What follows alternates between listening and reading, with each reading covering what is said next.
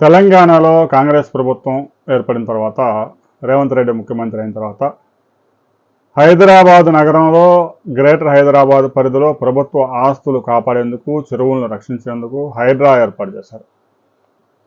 హైడ్రా ఏర్పాటు చేసిన ప్రారంభంలో కొంత వివాదాస్పదమైంది.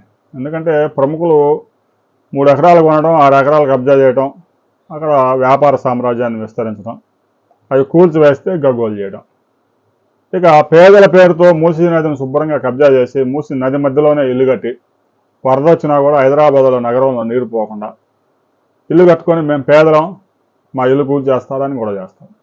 ఇల్లు కట్టింది ఎక్కడ? మూసీ నది మధ్యలో. హైడ్రా రంగప్రవేశం చేసి ఆ ఇల్లుని ఖాళీ చేపించి కూల్చి వేస్తా ఉంటే పేదల మీద ఈ ప్రభుత్వం కక్ష కట్టింది అని ఈ 5వ తరగతి 6వ తరగతి కూడా చదువులేని ముండా కొడుకులు ఈ రాజకీయాల్లో ఉన్న వాళ్ళంతా రోడ్ల మీద వస్తారు.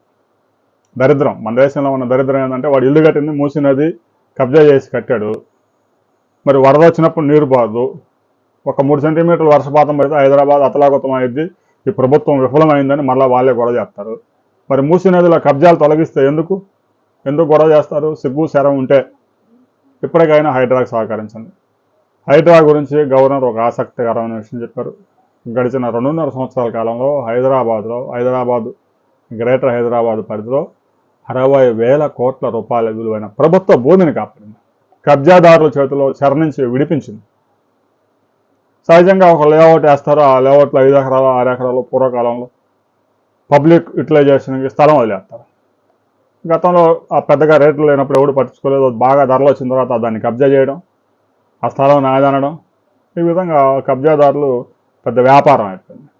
ఆ మాఫియా మొత్తాన్ని గ్రేటర్ హైదరాబాద్లో కార్పొరేషన్లో ఉండే అధికారులు శుభ్రంగా లంచాలకు అలవాటుపడి వాళ్ళైతే ఏం చేయాలి. హైదరాబాద్ వచ్చిన తర్వాత చేసిన పనులు, చెరువుల అభివృద్ధి కార్యక్రమాలు ప్రజల్ని ఆకట్టుకుంటా ఉన్నాయి.